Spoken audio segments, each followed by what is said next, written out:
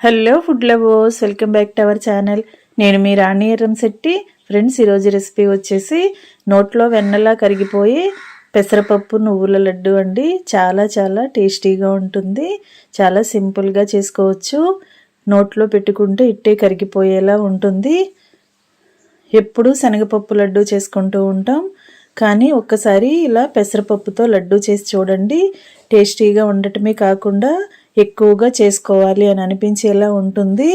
ఆ ప్రాసెస్ అంతా చూద్దాం. వీడియోని ఫస్ట్ నుంచి లాస్ట్ వరకు స్కిప్ చేయకుండా చూడండి. అలాగే ఛానల్ని ఫస్ట్ టైం వాచ్ చేస్తున్న వారు సబ్స్క్రైబ్ చేసుకుని పక్కనే ఉన్న బెల్ బటన్ని క్లిక్ చేయండి. నేను రెసిపీ పోస్ట్ చేసిన వెంటనే మీ ఫోన్కి నోటిఫికేషన్ వస్తుంది. ఓపెన్ చేసి చూసి మీరు కూడా కుక్ చేసి ఫ్యామిలీకి సర్వ్ చేయండి. సింపుల్ ప్రాసెస్తో టేస్టీ రెసిపీస్ని చూపిస్తానండి. అన్నీ కూడా మీకు నచ్చేలా ఉంటాయి. ఇంట్లో ఉన్న ఇంగ్రీడియంట్స్తోనే ఈజీగా చేసేసుకోవచ్చు. దానికోసం 1 కప్పు నిండా పెసరపప్పు తీసుకోండి. ఏదైనా బౌల్తో కానీ గ్లాస్తో కానీ ఇలా మెజరింగ్ కప్తో కానీ పప్పుని కొలిచి తీసుకోండి. పప్పు అంతా కూడా గిన్నెలో వేసుకున్నాం కదా. ఇప్పుడు వాటర్ పోసి బాగా కడగండి. ఎక్కువగా నానబెట్టకూడదండి. పప్పుని వాటర్ పోసిన వెంటనే కడిగి వాటర్ అన్నీ కూడా స్ట్రైనర్లోకి వడకట్టుకోవాలి. ఇలా అడుగున ఒక గిన్నె పెట్టుకుని పైన జల్లెడ పెట్టుకుని వాటర్ పోసిన పప్పు అంతా కూడా ఇలా డ్రైన్ చేసుకోండి. పప్పులన్నీ కూడా ఇలా జల్లెడలోకి వేసేసుకోండి. పప్పు అంతా కూడా పలుచగా చేసుకున్నట్లయితే పప్పులో ఉన్న వాటర్ అన్నీ కూడా చాలా ఫాస్ట్గా కిందకు వచ్చేస్తాయండి. పప్పు అనేది తేమ లేకుండా వాటర్ అన్నీ కిందకు వచ్చి పొడి పొడిలాడుతున్నట్లుగా రావాలి. వాటర్ అన్నీ కిందకు వచ్చేసిన తర్వాత నెక్స్ట్ ప్రాసెస్ అనేది చూద్దాం. 2 నిమిషాల పాటు ఇలా జల్లెడను పెట్టుకున్నట్లయితే వాటర్ అన్నీ వచ్చేస్తాయండి.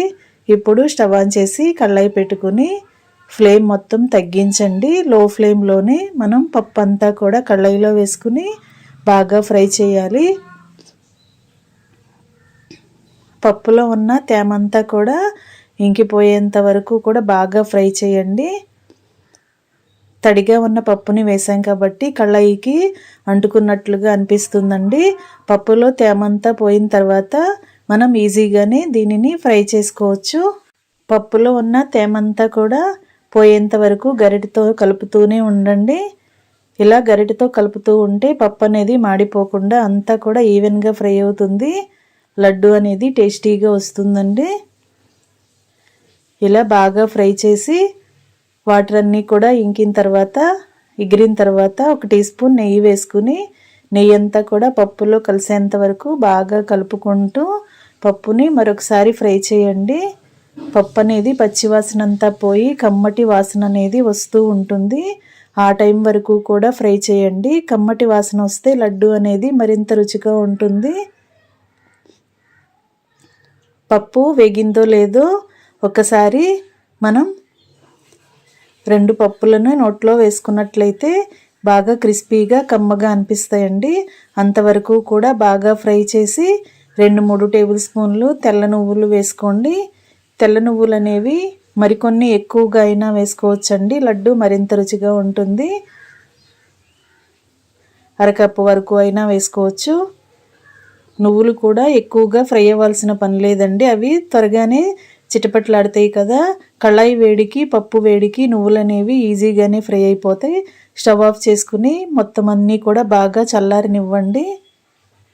ఇలా పప్పులన్నీ కూడా బాగా చల్లారేంత వరకు పలుచగా గరిటెతో కలుపుకుంటూనే ఉండండి. పప్పుని అలా కళాయిలో వదిలేసామంటే అడుగున కళాయి వేడికి పప్పులు అనేవి మాడిపోయే ఛాన్స్ ఉంటుంది. స్టవ్ ఆఫ్ చేసిన తర్వాత కూడా పప్పుల్ని బాగా కలుపుకుంటూ చల్లారనివ్వండి. మొత్తం అన్నీ బాగా చల్లారిన తర్వాత మిక్సీ జార్లోకి వేసుకుని మూత పెట్టి మెత్తని పిండిలాగా గ్రైండ్ చేయాలి. ఇలా మెత్తని పౌడర్ లాగా గ్రైండ్ చేయండి. బరక అనేది ఏమీ లేకుండా పిండిలాగా వచ్చేంత వరకు గ్రైండ్ చేయండి. అప్పుడే లడ్డు అనేది నోట్లో వేసుకుంటే వెన్నెలా చాలా సాఫ్ట్గా టేస్టీగా వస్తుందండి. పిండి అంతా కూడా బాగా గ్రైండ్ అయిన తర్వాత ఒక గిన్నెను తీసుకుని జల్లెడ పెట్టుకుని పిండి అంతా కూడా జల్లెడలో వేసుకుని బాగా జల్లించాలి. పప్పులో ఏమైనా పలుకులు అనేవి ఉంటే జల్లెడలోకి వచ్చేస్తాయండి. జల్లించుకున్న పిండితో లడ్డు చేసుకుంటే చాలా చాలా టేస్టీగా ఉంటుంది. ఇలా మొత్తం అంతా కూడా జల్లెడ నుండి గిన్నెలోకి వచ్చేంత వరకు జల్లించి చివరిగా ఉన్న పప్పు పలుకుల్ని పక్కన పెట్టేసుకోండి. అవి లడ్డూలో వేయొద్దు. పిండంతా కూడా ఇలా బాగా జల్లించడం కంప్లీట్ అయింది కదండి. ఈ గిన్నెను పక్కన పెట్టుకోండి. అదే మిక్సీ జార్లోకి మనం ఏ కప్పుతో పెసరపప్పు తీసుకుంటే అదే కప్పుతో అరకప్పు వరకు పంచదారని వేసుకోండి. 2-3 యాలకులను కూడా వేసుకోండి. పంచదార అనేది కప్పు పెసరపప్పుకి అరకప్పు సరిపోతుందండి. స్వీట్ ఎక్కువగా తినేవారు 3/4 కప్పు వరకు వేసుకోవచ్చు. చిన్నపిల్లలకి మనం లడ్డు చేయాలి అనుకుంటే కొంచెం స్వీట్ ఎక్కువగానే వేసి చేసి పెట్టండి. పంచదార అంతా కూడా బాగా గ్రైండ్ అయిన తర్వాత షుగర్ పౌడర్ అంతా కూడా ఒక గిన్నెలోకి తీసుకుని రెడీగా పక్కన పెట్టుకోండి. ఇప్పుడు స్టవ్ ఆన్ చేసి కళాయి పెట్టుకుని 1 టీ స్పూన్ నెయ్యి వేసుకుని సన్నగా కట్ చేసుకున్న బాదం పప్పులు కానీ జీడిపప్పులు కానీ అలాగే వాటర్ మిలన్ సీడ్స్ కానీ మీకు డ్రై ఫ్రూట్స్ ఏమున్నా కూడా అన్నీ ఇలా నెయ్యిలో ఫ్రై చేసుకుని ఒక గిన్నెలోకి పెట్టుకోండి. నట్స్ ఏవైనా కూడా లడ్డూకి మరింత టేస్ట్ని ఇస్తాయండి. లైట్గా ఫ్రై చేసిన తర్వాత అన్నీ కూడా ఒక గిన్నెలోకి తీసేసుకోండి. లో ఫ్లేమ్లోనే ఈ పప్పుల్ని బాగా ఫ్రై చేసి అన్నీ కూడా గిన్నెలోకి తీసుకోండి.